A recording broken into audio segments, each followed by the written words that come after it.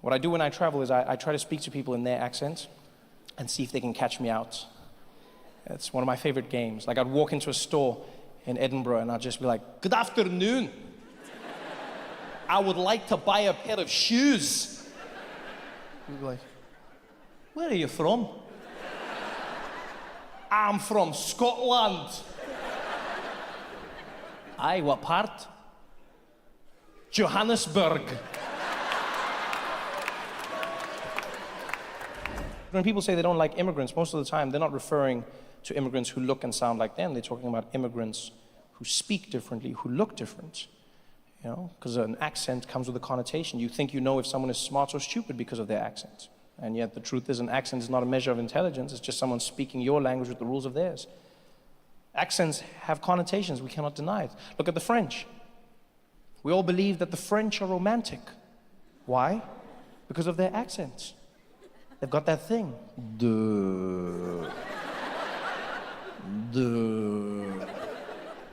I was thinking that maybe we could, how you say, afterwards, maybe we could try to, oh my God, he's so sexy, oh my God. Accents determine how we see people. Same thing happens with the Russians. The Russians, the most feared people on the planet.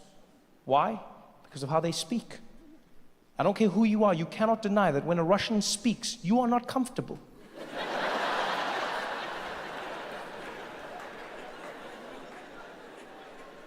As soon as they open their mouths, yeah, go to kill you, break you. I destroy your family.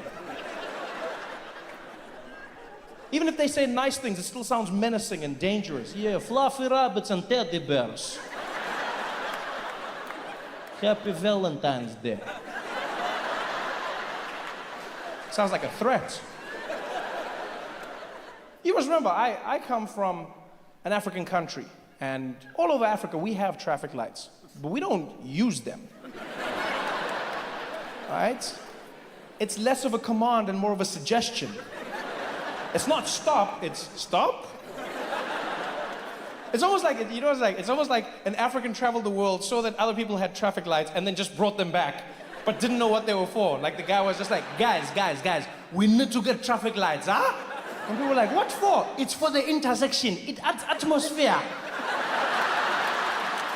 I went to Bali on vacation, yeah, out in Indonesia. Yeah, if you've never been, make a plan and get out there. It's an amazing place. I went out with some of my friends, learned a few things about myself as a person. Most important thing I learned is somebody needs to invent a TripAdvisor specifically for black people, right? No, because just generally I find that what white people want to do on vacation is what black people are trying to escape. And not in a bad way, it's just like we want different things out of life, you know? Like my white friends are always inviting me camping, for instance, always. Like with enthusiasm, we're like, Trevor, you want to go camping, dude? I'm like, why? Why? It's like, dude, what do you mean why? It's amazing. You're kidding me? It's like no water, no electricity, you know? It's just like us in the great outdoors. You gotta take a dump in the hole in the floor or something, dude. I'm like, yeah, that was my life. That was me growing up. You know how hard I worked to never go camping again? Every day I wake up in my bed and I'm like, thank God I'm not camping. If my family saw pictures of me camping, they would be devastated. My grandmother saw me out in the woods, she'd be like, oh, what happened to Trevor? Oh, I thought you were successful. Oh, it must be the crack. Before we went, I asked my friend, I was like, yo, Mitch, what are we gonna be doing? And he was like, dude, don't ask questions, Trevor. It's just gonna be a great time. I was like, yeah, I wanna know what the great time is gonna be about. He's like, dude, don't ask questions. I should have asked questions. Because we had fun, but the trip, there were a few things that were weird that I wouldn't necessarily do on my own. For instance, on the third day of the trip, right, we had what was planned, what was built in our itinerary as an authentic Balinese experience, right? That's what they called it, an authentic Balinese experience. And what they did was, they woke us up at 5 a.m., put us in a little bus, and we drove for 3 hours. And when we got there, get out of the bus, we're like in the middle of it, it's like a remote village, and the little tour guide, really happy, way too happy for that time, and he's just like, welcome everybody, are you ready for a good time? And I'm like, yay. And so he's like, my name is Deng Basan, and I'm going to be your guide. Today, you will have an authentic Balinese experience. So exciting, follow me. And so we follow him, and he walks up to a little door, and I'm like, oh, okay, this is gonna be like a temple or a cave or something. And he's like, welcome, ladies and gentlemen, to the real Bali. And he opens the door into somebody's house. This is not a museum house, this is just a house. Like someone lives there every single day. He opens the door, and he's like, this is the home of someone in Bali. He eats here, he sleeps here. I'm like, does he know we're here? Because like we didn't knock, nobody answered the door. For all I know, we're breaking and entering right now. We're in some weird Balinese gang. I don't know how this works. And as I'm about to ask the question, he turns and he's like, over here you can see the owner of the house. He's in the corner. And we turn and there's a man the whole time. He was just sitting there, frozen stiff. And now I'm like, is this guy part of this? I don't know if we should be doing this or should not be doing this. And Deng Basan turns to him and starts speaking to him in Balinese. He's like, he's like, okay, you can touch anything. And so I'm like, oh no, I don't think we should. Before I can even finish, the people in our tour group were like, yeah, touch it all. Oh my God, touch it all. Oh my God, does he sleep here? Oh wow, is this where he eats? Oh my God, I could never do this. Oh my God, excuse me, thank you so much for having us. Oh my God, I appreciate my life so much more right now. Thank you so much, this is horrible. Can we take a selfie? Thank you. Are you on Instagram? I'll just put hashtag the man. Thank you. Oh my God. This is like something culturally I'm not supposed to be doing. Right? As an African person, I should not be in somebody's house rummaging through their life. So I'm standing in the corner, really uncomfortable. And the owner of the house, he's really accommodating, he's friendly. You know, he's like, yes, thank you, enjoy, thank you. And then he turns and he looks at me.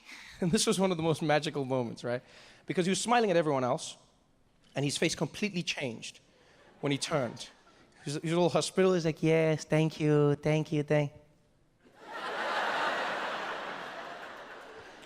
And with his eyes, he proceeded to have the most in-depth conversation with me that I've ever had. And it's not like the eyes conversation was new to me. Like, you can have an eyes conversation with anyone you have a connection with. You know what I'm talking about? Like, it could be somebody of the same race when you're in public. It could be like a husband and wife. Like, wives are really good at having eyes conversations.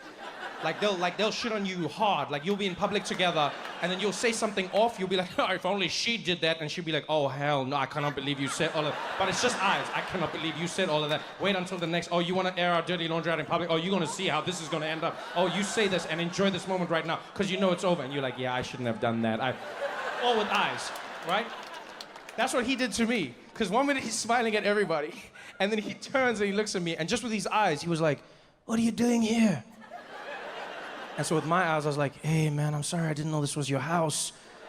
They said it was an authentic experience, that's why I came. He's like, yeah, authentic for white people. You got your own poor, go back to where you came from. I said, yeah, I shouldn't be here, man. I'm sorry, man, I'm sorry. If you expanded your view, you realized that the rise of nationalism is taking place all over the world. In Austria, in Australia, in England, that was what Brexit was all about, right? They made it seem like it was about the economy, but it wasn't. The truth was, it was fundamentally people who wanted their country back. It never went anywhere, but they still wanted it back.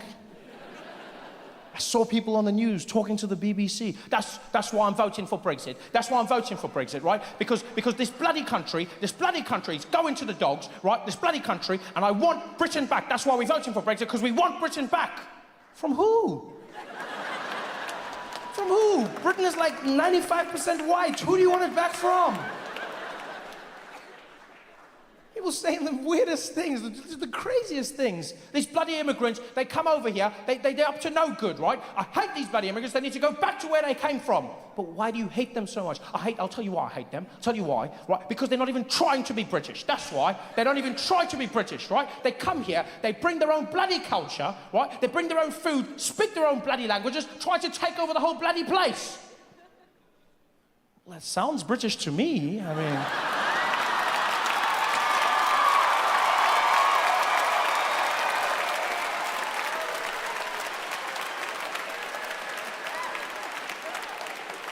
If there's one country, if there's one nation in the world that has no right to complain about immigration, it's Great Britain. I also understand that for me, it is a little bit different. You know, I have a privilege in that I come from a country where the word nigger was never used to oppress anybody. You know, I mean, we had another word, because we had the best racism, come on now, but not that word. The word we had was the word kafir or kafir. So we had another word, same thing. It's crazy to me as well sometimes.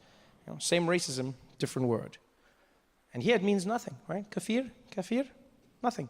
Yeah, some people are like, is that like a probiotic? Is that what that is? Yeah, probiotic of my pain. Because we don't have that in our supermarkets for obvious reasons.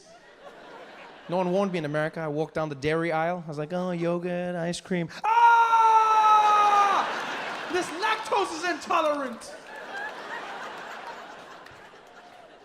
I still can't believe the things Donald Trump says. He's such a... For me, Donald Trump is an emotional paradox. I'm not going to lie. You know, logically, I can process him. Emotionally, I struggle. On the one hand, I will admit I wake up many days terrified at the notion that he's president of the most powerful nation in the world. But I also must admit I wake up many days knowing he's going to make me laugh. Yeah, there's terror and there's joy, and I don't know how to feel. You know what it feels like sometimes? It feels like there's a giant asteroid headed towards the Earth, but it's shaped like a penis. Like I think I'm going to die, but I know I'm gonna laugh. I have the pleasure of meeting President Obama while he was still in office. Probably one of the craziest experiences I've ever had in my life. Yeah, came out of nowhere. I was at the Daily Show, I was in my office, and I got a phone call from the administration. And someone on the other end was like, hi, Trevor, would you like to interview the President of the United States in the White House? And I was like, do you ask stupid questions? It's like, of course I want to meet the President of the United States. Are you serious? And the day finally came, went to DC with my TV crew, and they set us up in a room which is literally opposite the Oval Office. We put all our cameras in place, and all we're doing now is waiting for the president to arrive. So we're staring at the door with bated breath. And the reason we're staring is because they don't give you an exact time of the president's arrival for his safety, right? So they just give you a window, like the cable guy. So we're all waiting there, listening to every footstep, every moment. And then he just popped in behind us, scared the shit out of everybody. Yeah, because there's a secret door, but they don't tell you, again, for safety, right? So we're staring at that door, and all of a sudden he was like, hello. And I was like, ah! But I had a great time in the interview with him. He was really, really kind to everyone in the room. And then we turned off the cameras, and I promise you he became even nicer. We just had a conversation. I thought he was going to leave. I mean, he's president of the United States. You've got to go do something. And he just chilled for a bit, you know, and we spoke as human beings, and it went really well until he turned to me and he said, Trevor, you know, I got a show that I'm doing in a few weeks, a little thing that I thought maybe you'd want to pop by and perform if you don't mind. I said, Mr. President, I would be honored. You just let me know when and where. What's the show going to be for, sir? He said, oh, well, Trevor, I'm doing a little thing for my AIDS, and I thought maybe you'd want to be there. I said, I would love to. Thank you. I'm sorry, a show for what? He said, for my AIDS, Trevor. I said, you have AIDS?